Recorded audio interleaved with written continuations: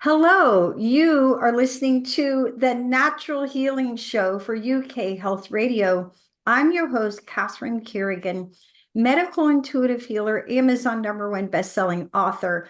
You can find out more about me and my work at catherinecarrigan.com and unlimitedenergynow.com.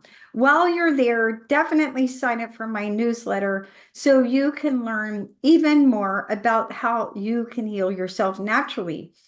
Now, our guest today is the beautiful and powerful Ashley Ludman. Ashley Ludman is a breathwork teacher coming to us from sunny Costa Rica. Don't we wish we could all be with her there? And you can find about more about Ashley Ludman and her wonderful work at her website, thebodyofbreath.com. Welcome, Ashley Ludman. Thank you, Catherine. It's so beautiful to be here with you and your listeners. So, Ashley Ludman, I know that even though you are in Costa Rica, you do breath work training and workshops with people all over the world. Can you share for our audience where they can join you for breath work? Well, technology is fascinating now, right? Zoom has shown us how easily it is to connect with people who have amazing information all over the world. So I host a women's circle every Monday. That's been happening for a few years now. It started out in one facet and the women just loved it. And so they just wanted to keep it going. And I am all about making life simple these days. So I'm in the process of creating more simplicity in my life, but essentially on the website, thebodyofbreath.com. And I am the one actually behind the scenes figuring out how to put the things in the places. So it's been a work in progress, but as life evolves, I'm going to be offering more community class breeds, which are beautiful in the fact that you don't need any experience to join us. I mean, your experience of being alive is all you need. And so one of my passions is really to demystify what breath work is. And we're just creating a beautiful community in that. Fantastic. So, everyone, if you listen to Ashley and love what she has to say today, definitely join her for her breathwork trainings. And this is a good time to remind everybody I published The Little Book of Breathwork by Catherine Carrigan. Esquire magazine named it one of the top 30 wellness books of all time. During the pandemic, I gave it away for free to people in 17 different countries. So it made me feel really good that I could do something to really help everybody. And you can buy it on Amazon, listen to the audiobook. But let's go back to you, Ashley Ludman. One of the things that I love about running the Natural Healing Show for UK Health Radio is I get to interview the top healers in the world. And, we all go a different path. I'm a medical intuitive healer. How did you get started in breath work? Like, why didn't you become a yoga teacher or a homeopath or an energy healer? Like, what is it that about breath work that drew you? Well, actually, I have dabbled in a lot of different pieces of the wellness spectrum. My first education was as an occupational therapist, and I worked about 7 years or so in the Western medical model in trauma centers, in intensive care units, brain injury, and I burnt out quite quickly. And as I was in the process of trying to heal myself, I found yoga. And that practice turned my life around so much so that I opened a yoga studio in Wilmington, North Carolina, and had that going for about 8 years. And in the process of that, I was introduced to breath work. And my first experience with breath work, I was skeptical. And I had no idea what was really happening. It was a particular type of breath work, and I didn't really touch it much again in the way that breathwork was offered the first time for a couple of years. And then I was introduced to plant medicine. And in those experiences, many times they were coupled with breath work, whether it was for preparation or for integration. And I started to realize that the breath work was just as powerful as the ceremony. And I started to just get really curious. And I closed my yoga studio in 2010, moved to Costa Rica to actually teach yoga teacher training. So within yoga, of course, we are teaching breath, we are teaching pranayama, and it's a different facet of breath work, but it really created a foundation for me to take a leap. And somewhere along the way, I was introduced to another breathwork facilitator and then another, it was just like the breadcrumbs. And it was so powerful for me that I realized I needed to take this next step. And so I studied with my teachers of clarity breathwork, and it was an amazing experience with Ashana and Dana. And then I realized that my practice started to change and morph and evolve because of the background that I was coming from the science based, the medical model that really influenced me because I wanted to understand what was happening in the brain and what was happening in the body, not just all of the beautiful things that are so um, mystic and mysterious about breath because we're also working on a soul level. So I'm taking in all of these different pieces, and my students inform me just as much as I hope to inform them. And it's really been an interesting evolution. It continues. Beautiful story. So we will share for our audience briefly, like you, Ashley, I learned breath work as a yoga teacher. As of this recording, I'm 65 years old. I've now taught yoga for 30 years. I still teach yoga 8 times a week at age 65. And when I started, I actually had asthma. For real asthma, where I had to use steroid inhalers. So the breathing was very powerful for me because I realized I didn't know how to breathe. And as a medical intuitive healer over the years, I've used the tools of breath work in a number of different situations. People with high blood pressure, people with anxiety.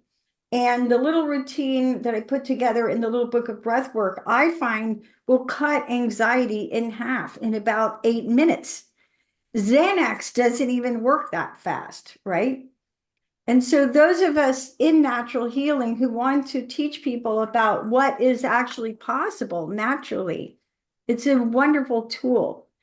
Now, Ashley Ludman, can you explain for our audience what is breath work? Great starting point. Well, it's so interesting, right? That this is something that we are doing in an ongoing, regular basis. We don't have to think about how we are breathing to actually breathe and stay alive. It's just an inherent primal function of the body. And it's something that we can also tune our attention to and change and adapt the way that we are breathing so that we elicit different effects. So essentially, breath work is being present with where you are in the moment, in your body, attentive, and throughout the process of adapting breath, simply like you've found in yoga practices and pranayama exercises, we might go through a protocol or a curated experience for the individual if there is indication of, say, anxiety or tension or pain or even depression. And I would help the student find ways of breathing in different ratios or in different rhythms or configurations so that they have a particular outcome. Now, breathwork as we know it now has evolved since the late 60s or so, and we're using breathwork as a way of coming into a non-ordinary state of consciousness. Okay. Non-ordinary state of consciousness might feel to some people like a dream state, or it might feel like an out-of-body experience. But if we look back in a lot of the ancient text, we start to realize that in these non-ordinary states of consciousness, we have immense healing capabilities. So I teach people along the spectrum to get into that place where their mind is a little bit further out of the picture and their intuition starts to drop in, their wisdom. They have all the answers. Just like my teachers would always remind me, you had the answers. And I didn't quite understand that until I sat with that and sat in the breath and sat with these meditations. So it can really be a full spectrum of an experience based on the individual and based on the teacher as well. Great explanation. And I'd like to add to that for our audience, from my perspective as a medical intuitive healer. So, as a medical intuitive healer, I talk about the 5 levels of healing. And for those of us yogis, we talk about the koshas, which are the shis. So, on a physical level, when we're doing breathing exercises, we're beginning to balance our nervous system through the breath. And one of the things that I'm always saying to my yoga students is that until and unless you're breathing into your belly, you're not accessing the parasympathetic nervous system. So there's 2 sides of your nervous system. The sympathetic, which allows you to be in stress. It's easy for us to get there. And then the parasympathetic, which allows you to relax. And in the body, every nerve in the body is in the sympathetic nervous system is connected to at least 20 other nerves. The parasympathetic nervous system, the ratio is only 1 in 5. So when we want to relax, we have to make a conscious effort. And the simplest way to do that is to actually breathe into the belly. Now, on the energetic level, in yoga, we talk about the vayus, V-A-Y-U-S, which are flows of breath, right? And the 5 vayus are breathing from your belly down into each of your legs, into your head, out into your arms. That's one vayu, Vayana vayu. Samana vayu is the breath around the waist. Udana vayu is the breath around your head. And then you've got your inhale and the exhale. And for example, I did a healing just in the past week with a client of mine who had literally part of her lungs removed. She had a part of her lung removed, and then she had pneumonia.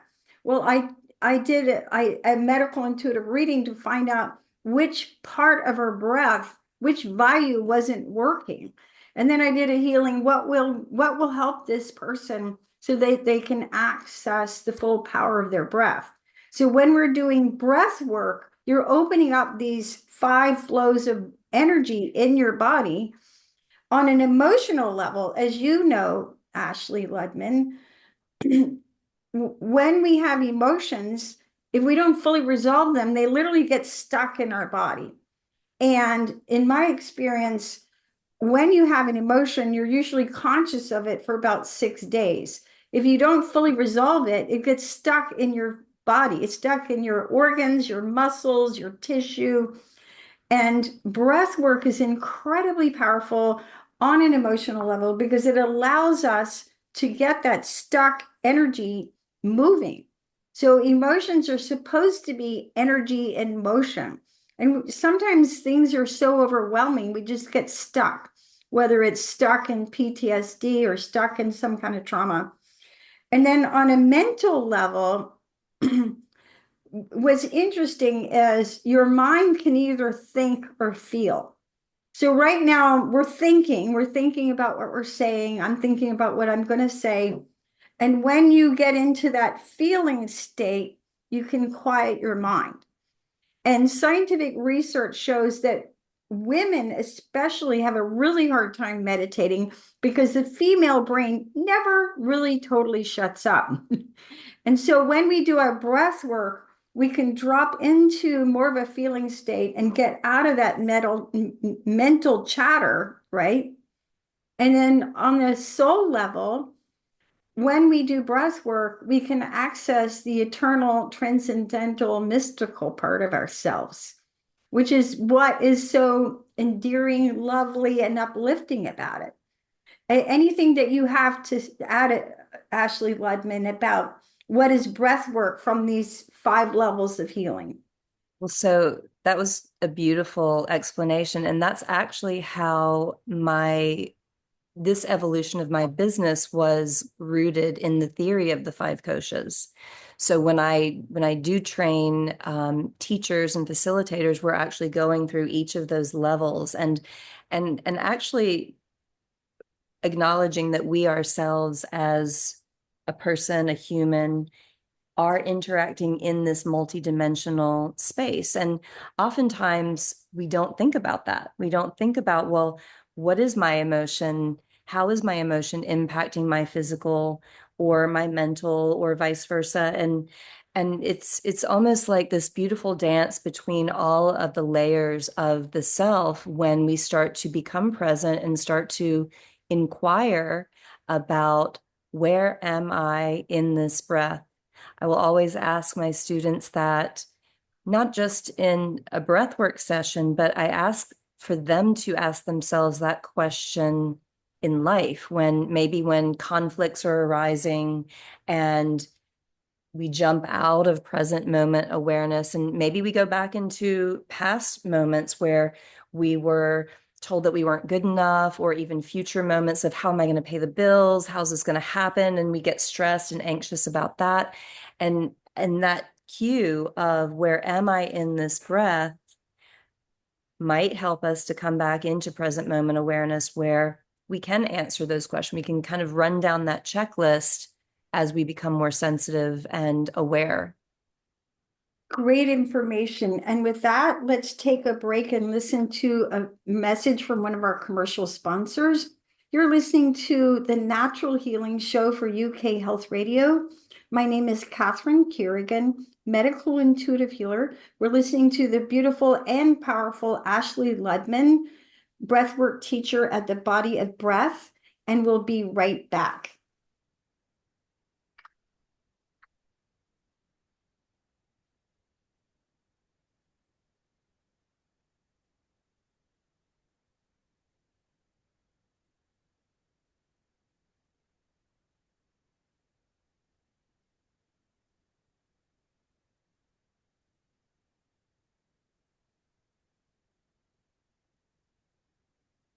Ashley Ludman, what has been so far your most profound experience of holding space for breath work?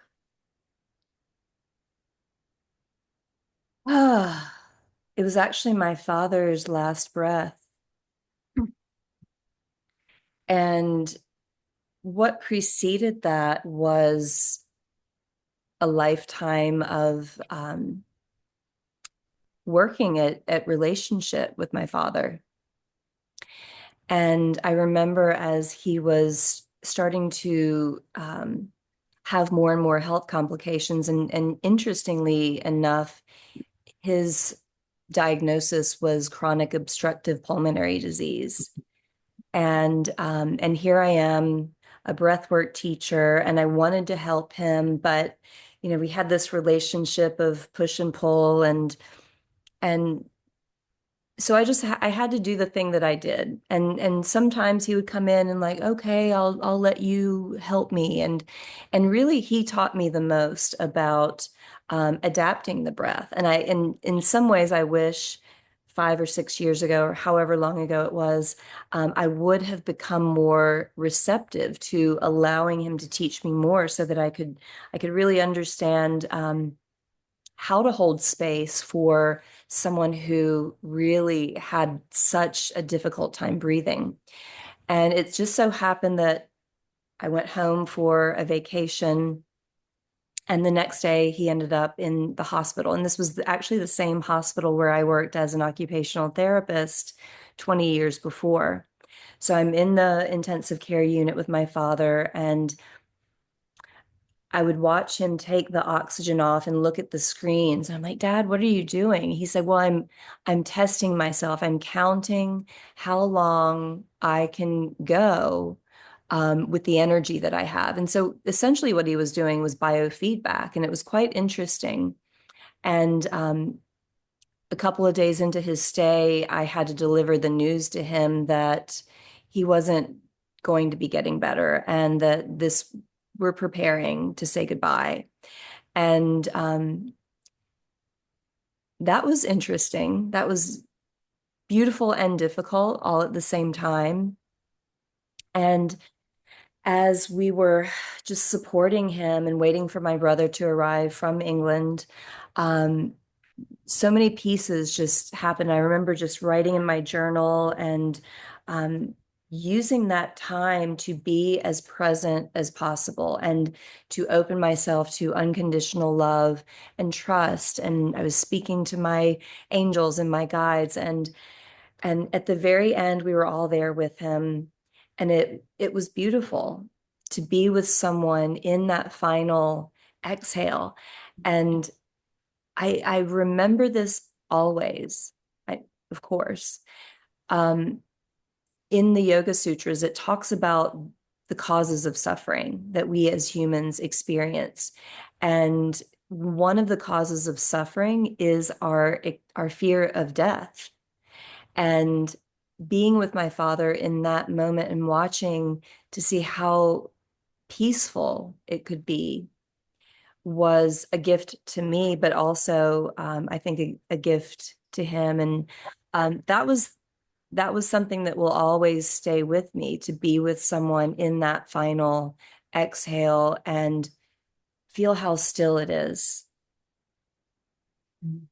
even in the midst of the emotions that are moving through us. There was such a stillness, and that's something now that I practice in my own breath work, is more stillness, more deep exhale to the bottom, to the void, to that deep, deep, deep pause, knowing that there's a process of preparing for dissolution, and we're all facing such extreme, moments in life where we're being asked to dissolve old ways of thinking, old ways of being, maybe even our physical belongings, to make space for the next possibility. Very profound story. Now, Ashley Ludman, I'm approached by all kinds of healers who want to appear on the Natural Healing Show. And what I notice is there's a trend of people calling themselves trauma therapist. Whereas I feel like any kind of healer is going to be dealing with trauma of every kind. In your professional opinion, as a breathwork teacher, how does breath work help us, empower us really to overcome trauma? That's a great question. So I'll rewind back to when you shared with the listeners about the two sides of the nervous system, the sympathetic and the parasympathetic. And oftentimes in breath work, we actually, if I were working with a client who I know has a trauma pattern that they are willing to look at, and they want to find some type of movement to the other side of their response to the trauma. And the response can come in many different ways. One, we might fight, and I see this with students. Sometimes they'll jump up in the middle of a breathwork session and just want to argue with me. And I hold space for that because that is their trauma response. And I let them have the expression, and I just start to inquire into, what do you need to feel safe? Mm-mm. Because oftentimes the trauma response is a response to not feeling safe, not feeling in control, feeling perhaps stuck um, in a way of being, and we don't even realize it at times. Another pattern can be freeze. So the system goes in, and these are ways that we actually protect ourselves. So primordially and primitively, if we were being chased by an animal out in the forest or the fields, sometimes we need to actually freeze to stay alive, right? So in the freeze, I sometimes ask, the student to move, do something different, recognize, do you recognize that you are in a freeze position? Sometimes we don't even recognize the response pattern that we have until we have someone hold a mirror up to us. Hey, you're not moving. You're not even blinking. And the eyes go really big. And literally, it's a freeze. So that's one. So fight can be one response, freeze can be another response. We might also go into what's kind of an interesting. There's four different responses, but one is a little bit more interesting. It's called fawning. Fawning. If you are, I know, Catherine, you were raised in the South or you live in the South, and that's something that we were taught, I think, as women to be the fawn. Like, yes, let me make everything okay. The people pleaser. I'm going to just make everything, and sometimes we take like extreme measures of control to make the environment or the the conflict less than. So fight, freeze, fawn. And then the last thing that we might do as a trauma response is to take off, flee. It's called flight. And it might look like checking out. So in a breath experience, I might have someone that is, even though we might do a part of the breath that stimulates the sympathetic system, they just start passing out almost, or checking out, or going into another realm of consciousness. And I'm like, come back, come back. What is it going to take for you to be here? Does it take opening your eyes, moving your body, making a sound?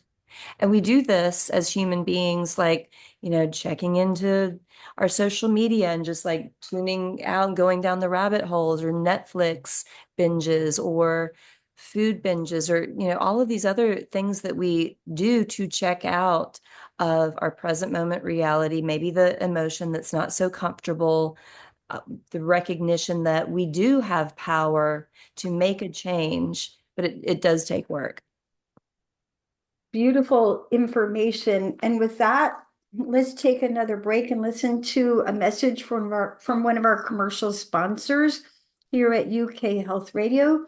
My name is Catherine Carrigan, medical intuitive healer. We're listening to breathwork teacher Ashley Ludman explain to us about the power of breathwork. We'll be right back.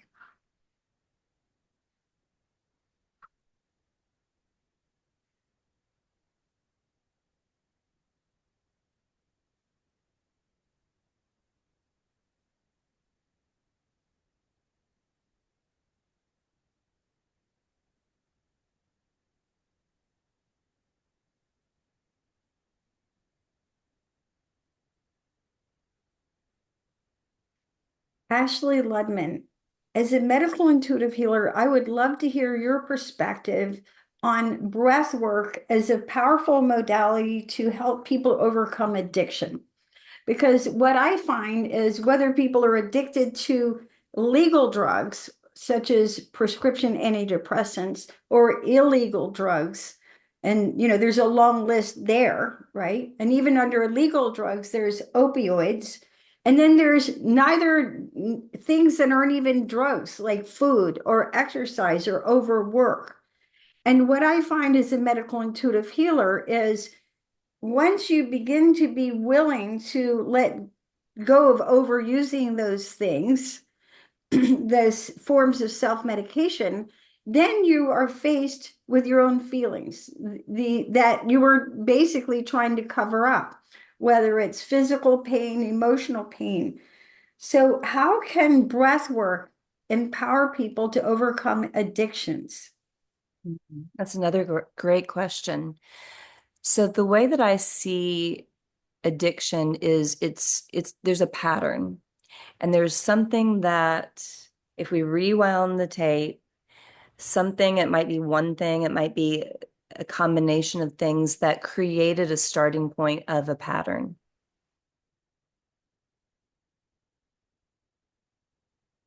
Okay. And your internet just froze up. So the lovely Ashley Ludman is talking to us about how addiction is actually a pattern and that it's related to our breath. So there was a gentleman by the name of Moshe Feldenkrais who developed a system of healing called Feldenkrais. And Feldenkrais said that for every mood that you have, there's a breathing pattern that's associated with that. And I'm really hoping that Ashley is able to get the internet working again so that we can hear more of her fantastic wisdom. And so hopefully she'll be right back with us. So hang in there. Um, so coming right back to Ashley. And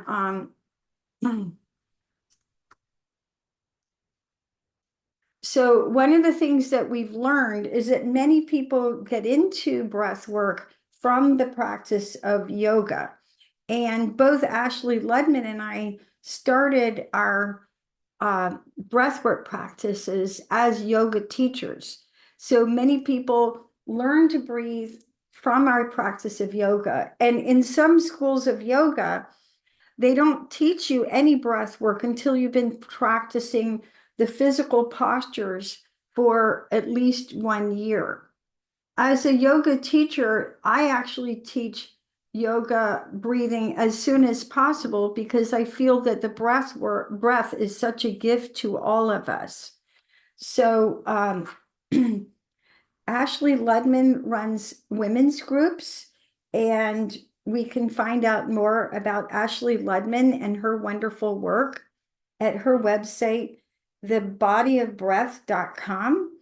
And you can take teacher trainings with Ashley via Zoom from all over the world.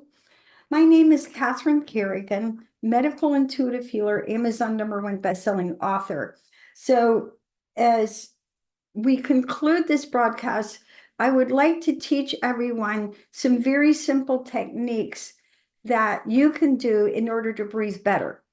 So, for example, last week I had a terrible cold. And as a medical intuitive healer, I was taking my herbs and so on, but I was also using my breath work and I was doing little acupressure techniques to help me breathe better. So the first thing that I would like to teach everybody is that you have a reflex point on your sternum.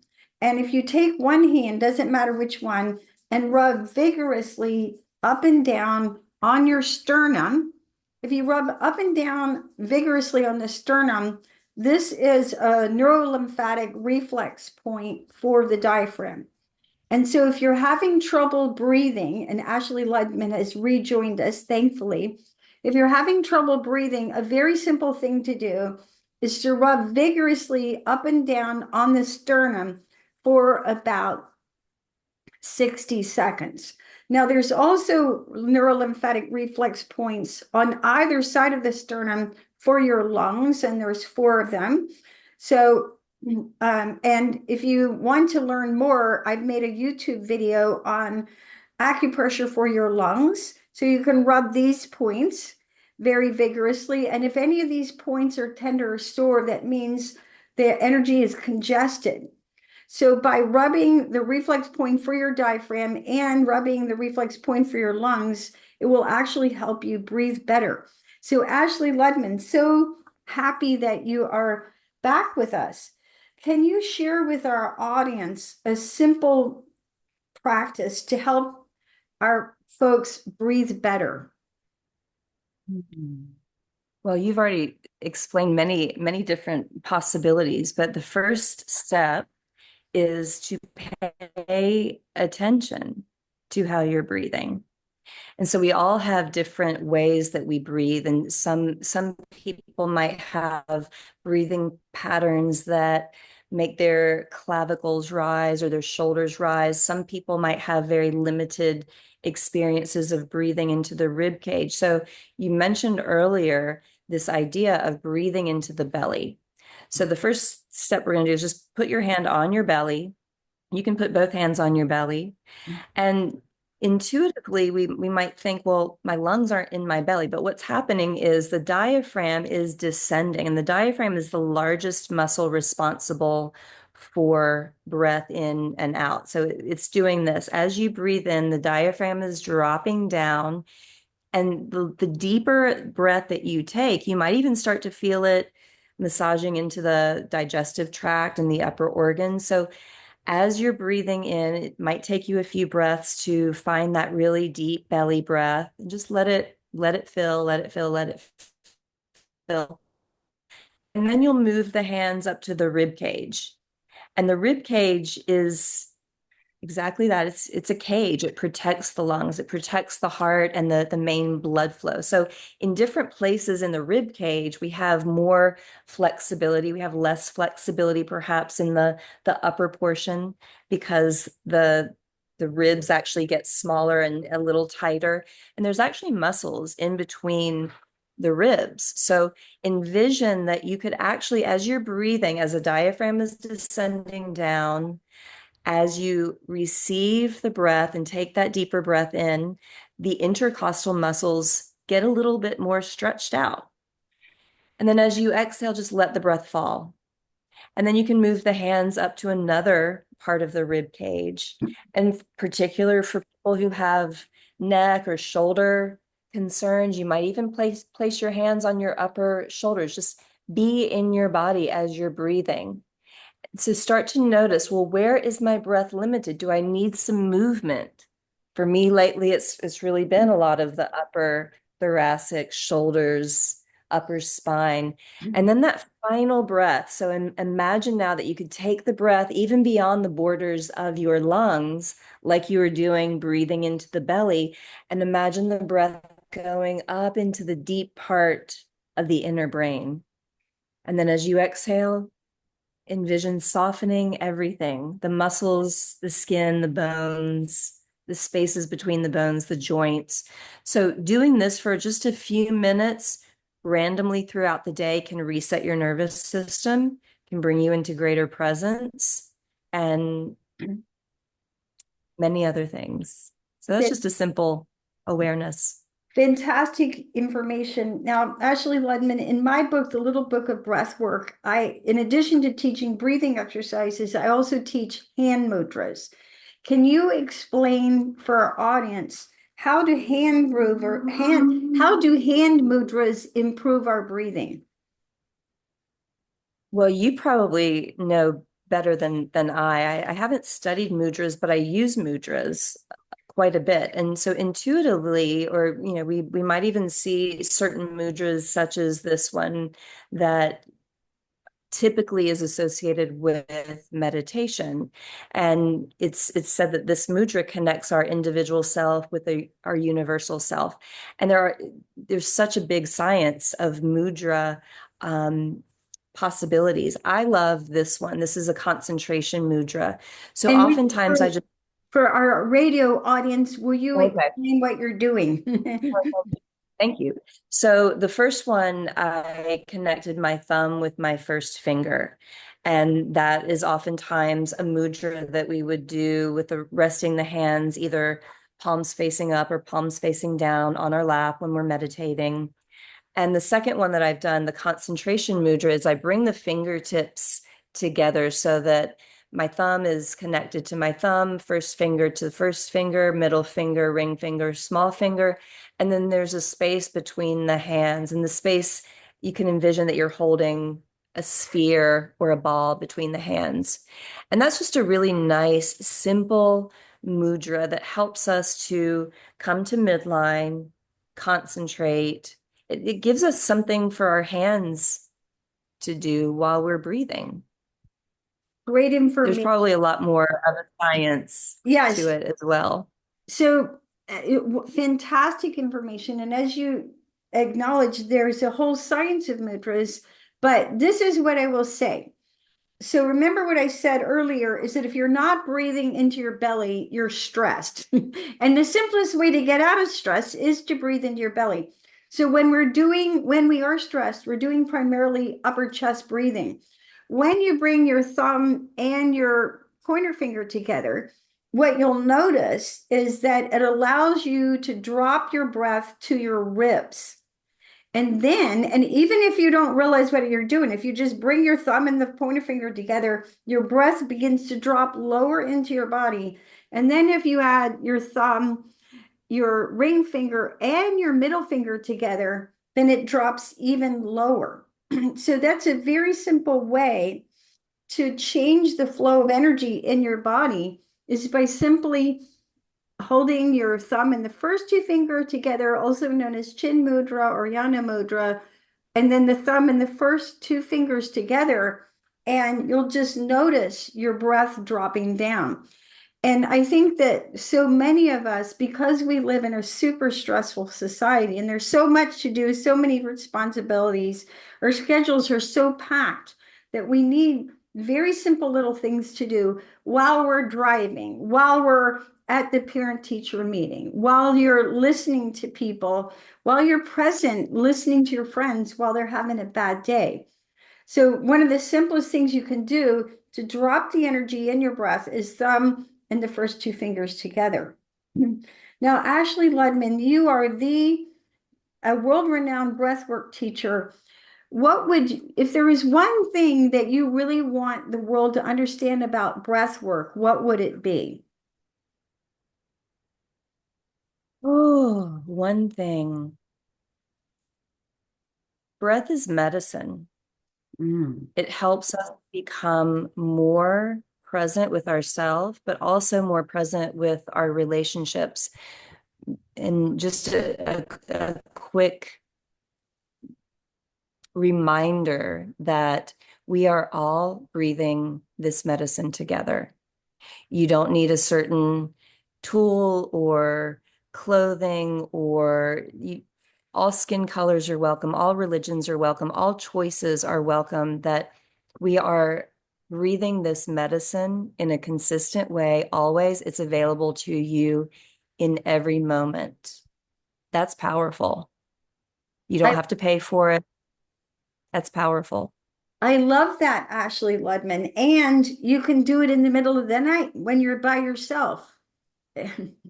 Yes. Yes. So breath is medicine.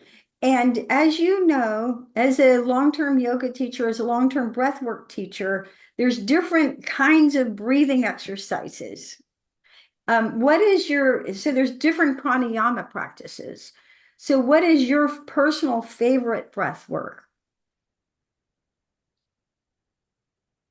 Anymore, my personal favorite is a long exhale, just watching my exhale, and I get to the bottom and I just pause in that still point. So I'm doing a lot of regulation in the parasympathetic side of the equation, because I've in the past couple of years dealt with some physical changes as a result of perimenopause and menopause. And so I need to regulate my hormonal balance, my nervous system balance, my stress levels, just like many of us out there. And so lately I've been really focusing on smoothing out the exhale and just getting to the bottom and being still in the nothing.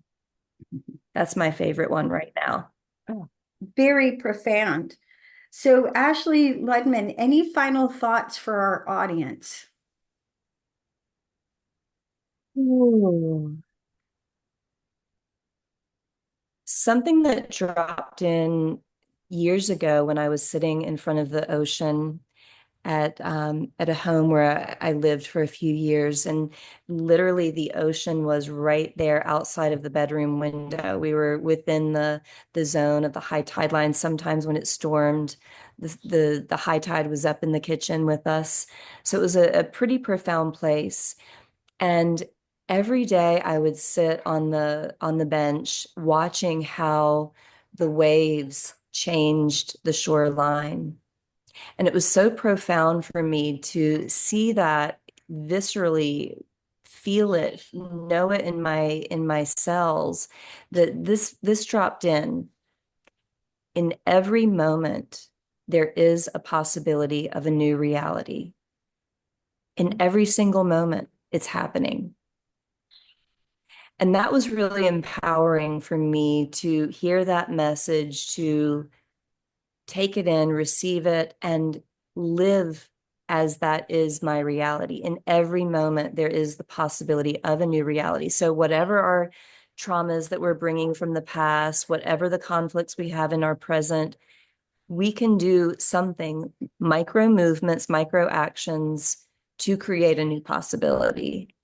And that feels hopeful. It feels empowering. And I like to live my life with that memory. Fantastic information. You've been listening to the Natural Healing Show for UK Health Radio. I'm your host, Catherine Carrigan, medical intuitive healer, Amazon #1 best-selling author, also author of the Little Book of Breathwork, named by Esquire magazine one of the 30 best wellness books of all time. Our guest today has been Ashley Ludman, sharing with us why breathwork is actually medicine. You can find out more about Ashley Ludman at thebodyofbreath.com and definitely join her teacher trainings and her women's groups. My name is Catherine Carrigan. You can find out more about me at catherinecarrigan.com and unlimitedenergynow.com. And remember, the simplest form of natural healing that you have available to you at every moment of your day is breath work. So breath work is medicine, breath work is natural healing. Thank you so much for listening, and we'll see you next time.